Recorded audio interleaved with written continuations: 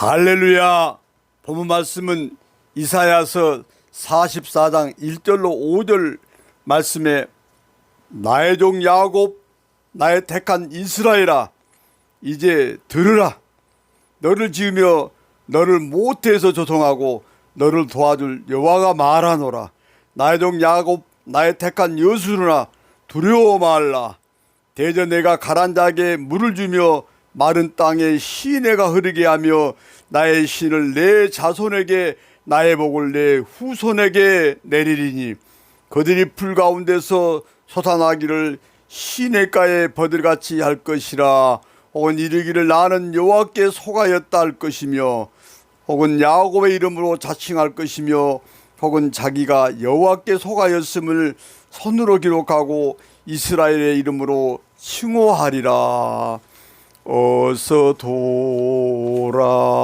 돌아오, 어서 돌아마노.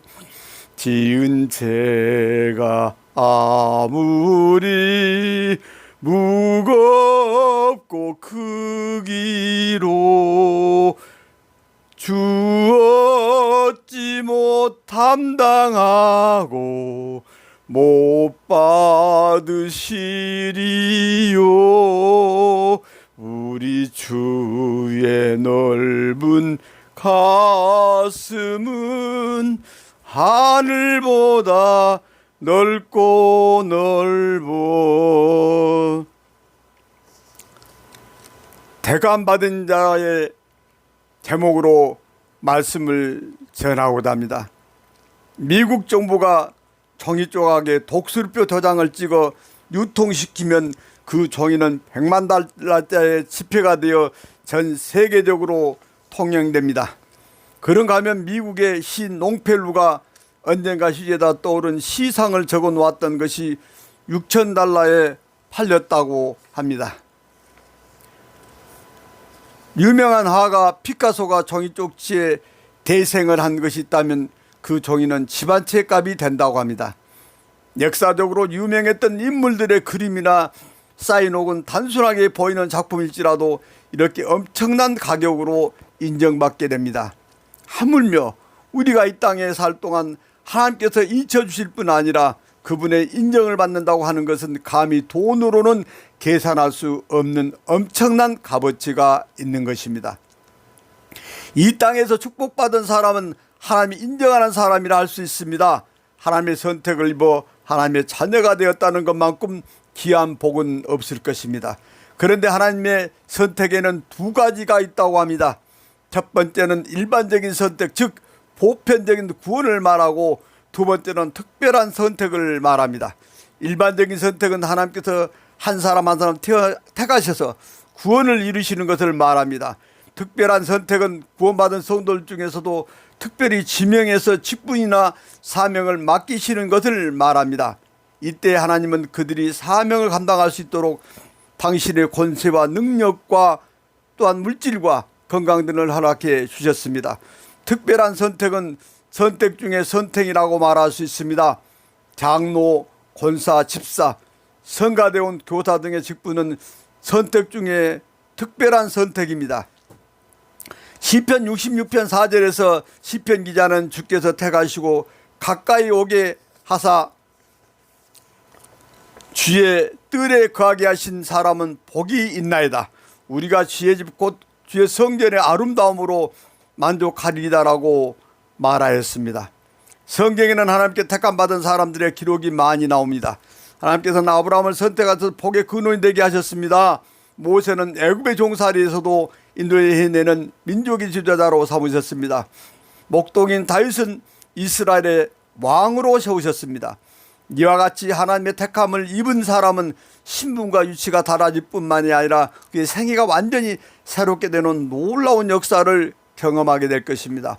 본문 이사야 44장 1절로 5절 말씀을 보면 BC 690년경에 히스기야 왕 말기에 남유다의 멸망을 앞두고 남유다가 바벨론의 침략을 받아 포로로 잡혀가게 되었지만 하나님께서 남은 자를 포로에서 돌아오게 해주실 것이라는 구원의 예언과 위로의 말씀이었습니다.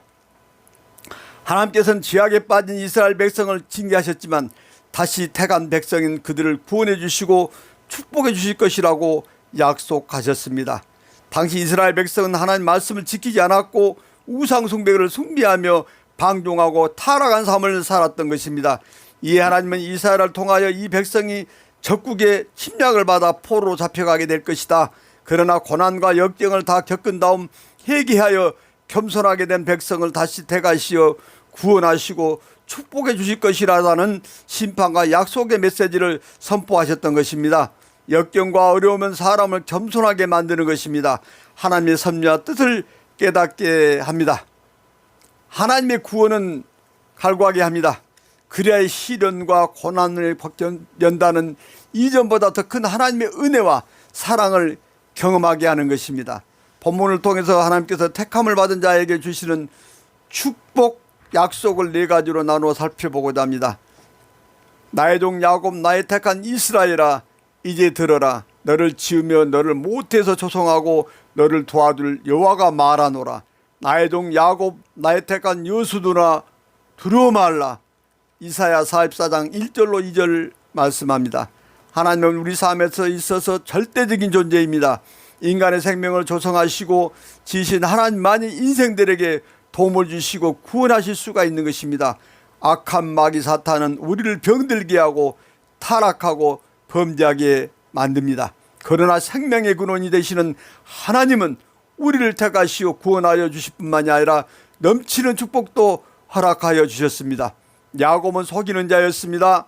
하나님은 이렇게 재성이 많은 야곱을 택하셔서 친히 구별하여 주셨을 뿐만이 아니라 모든 악으로부터 구원하여 주실 것이며 승리를 안겨주시겠다고 약속하셨습니다. 더욱 놀라운 것은 사기꾼의 대명사인 야곱을 여술은 즉 정직한 자, 공의로운 자로 인쳐주셨다는 사실입니다. 대저 내가 가난 자에게 물을 주며 마른 땅에 시내가 흐르게 하며 나의 신을 내 자손에게 나의 복을 내 후손에게 내리리니 이사야 44장 3절로 말씀합니다. 목마름의 결국은 죽음입니다. 특히 이스라엘에서는 목마른 자에게 물을 주는 것은 가장 큰 축복이며 소원의 응답이었습니다. 사람의 힘으로 비가 오게 하는 것은 불가능할 것입니다. 오직 하나님의 은총으로만 가능합니다. 하나님께서는 바벨론의 포로로 잡혀가서 메마른 땅처럼 영적으로 갈급한 이스라엘 백성을 포로에서 회복시켜 주시고 목마른 자에게 물을 주며 목마른 땅에 강물이 흐르듯이 풍성한 구원과 은혜를 베풀어 주실 것이라고 말씀하셨습니다. 이사야 55장 1절에 너희 목마른 자들아 물로 나오라. 돈 없는 자도 오라. 너희는 와서 사 먹되 돈 없이 값없이 와서 포도주와 젖을 사라고 말씀하셨습니다. 포도주와 젖은 생명의 활기와 영양을 공급해주는 구원의 복음이 주는 풍성함을 말합니다. 이 말씀은 구원의 은총을 맛보지 못한 목마른 자들에게 구원과 영생을 얻게 하려는, 다시 말하면 하나님이 값없이 주시는 구원과 은혜를 나타내는 생명의 복음입니다. 요한복음 4장 14절 말씀에도 내가 주는 풀을 먹는 자는 영원히 목마르지 아니하리니 나의 주는 물은 교속에서 영생하도록 솟아나는 샘물이 되리라고 예수님께서 말씀하셨습니다. 성경에 나타난 하나님의 구원의 역사를 살펴보면 멸망에서 구원하십니다. 창세기 19장 19절로 말씀합니다. 흉년에서 구원하십니다. 창세기 45장 7절로 말합니다. 환난에서 구원하셨습니다. 창세기 48장 16절에 말합니다. 죄에서 구원하십니다. 마태복음 1장 21절로 말씀하고 있습니다. 질병에서 구원하십니다. 마태복음 9장 21절로 22절에 말씀합니다. 사망에서 구원하십니다. 요한복음 3장 16절로 17절에 말합니다. 사탄의 세력에서 구원하십니다. 히브리서 2장 14절로 15절에 말씀하고 있습니다.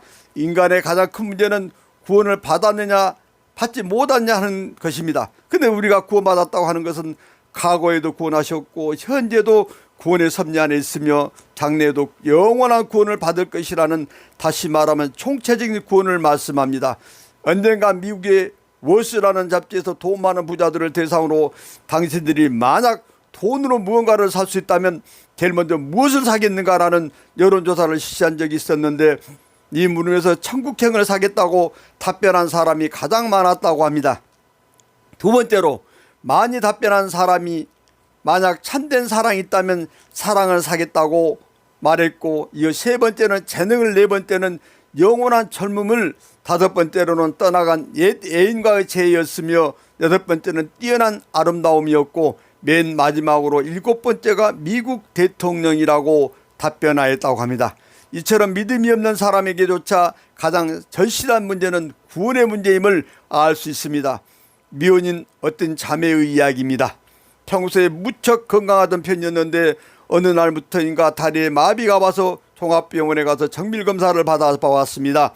검진 결과는 척수에 종양이 생겼다는 것이었습니다. 만약 수술을 하지 않으면 살아갈 수 없을 뿐더러 수술 후에도 건강을 장담할 수 없다는 의사의 말을 듣고 그녀는 더욱 낙담이 되었습니다. 그러던 어느 날 우연히 이 자매가 전도지를 받아들게 되었는데, 그 전도지에는 다음과 같은 간증이 실려 있었습니다. 암에 걸린 어느 권사님이 마지막 남은 생을 주님을 위해 보내려고 자신의 건강을 돌보지 않고 주님의 일에만 전념하는 동안 어느새 자기도 모르게 암을 치료받았다는 내용이었습니다.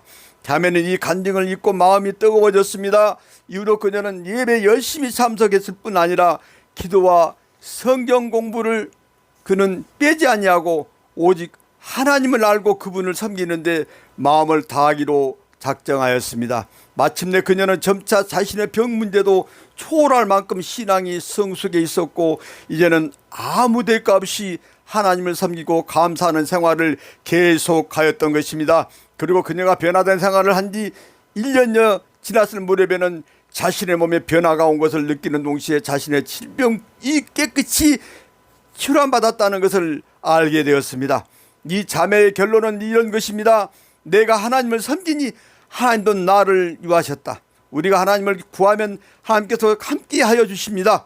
그러나 만약 우리가 세상의 탐욕과 제약의 눈이 어두워 있으면 하나님의 구원 역사를 체험할 수가 없을 것입니다.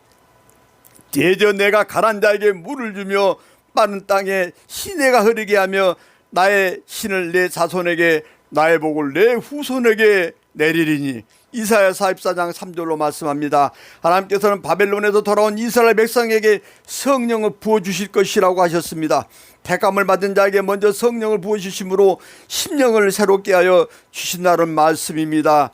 나의 신에서 신은 바람, 호흡, 정신, 영이라는 말인데 성령을 말하고 있습니다.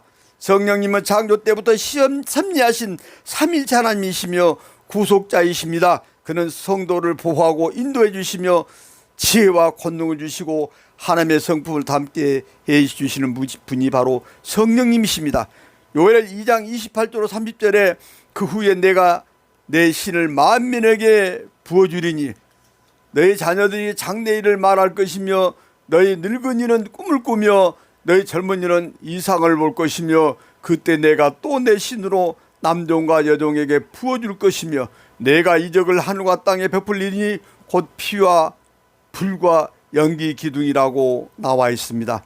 누가복음 11장 13절 말씀에도 예수님께서 너희가 악할지라도 좋은 것을 자식에게 줄 줄 알거든 하물며 너희 천부께서 구하는 자에게 성령을 주시지 않겠느냐 말씀하셨습니다.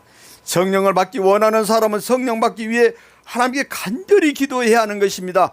하나님께서 승천하신 이후에 마가의 다락방에서 120명의 제자들이 모여 성령을 받기 위해 열흘 동안 전심으로 기도했을 때 오순절날 급하고 강한 바람 같은 소리가 임하더니 그곳에 있는 모든 사람들이 성령 충만을 받아 방언을 말하였고 전 세계에 나가 그리스도의 복음을 전파하는 역사가 일어났던 것입니다. 이처럼 전심으로 기도하는 자는 하나님의 성령을 선물로 받으며 하나님의 능력을 힘입게 되는 역사를 경험할 수 있을 것입니다. 성령 충만은 이 세상 그 무엇과도 비교할 수 없는 커다란 축복입니다. 성령을 받은 사람은 마음에 가득한 기쁨을 누릴 수가 있습니다. 성령 충만을 받은 사람은 성령의 능력으로 자신의 삶이 변화될 뿐만이 아니라 담대한 믿음으로 또 담대한 마음으로 그리스도의 복음을 전파하며 이웃에게 사랑을 실천할 수 있는 능력을 힘입게 될 것입니다. 어느 청년의 간증을 하나 소개하겠습니다. 청년은 대학을 졸업하고 고시 공부를 하기 위해 절에 들어갔습니다. 그런데 절에서 그렇게 열심히 공을 들이면서 공부를 해도 계속 시험에 실패했던 것입니다. 할 수 없이 청년은 고시 공부를 포기하고 사업을 시작하였습니다. 그러나 사업도 연속 실패를 거듭하였습니다. 처음에는 수혜로 망했고 그 다음에는 대리점의 연속적인 부도로 실패하였습니다. 그는 낙심하였으나 포기하지 않고 다시 네 번째 사업인 자개 가구 공장을 시작하였습니다. 이번 사업은 운이 좋았습니다. 몇 년 동안 크게 번창하였고 종업원도 60명 내지 70명이나 거느리게 되었다는 사실입니다. 그런데 문제는 돈이 벌리자 그 돈을 모두 육신의 쾌락을 위해 사용했다는 것입니다. 그러니 그 돈도 오래가지 못하였고 잘되던 사업도 5년 만에 완전히 망하고 말았습니다. 그는 사업이 망하고 나서 교회에 나가기 시작하였습니다.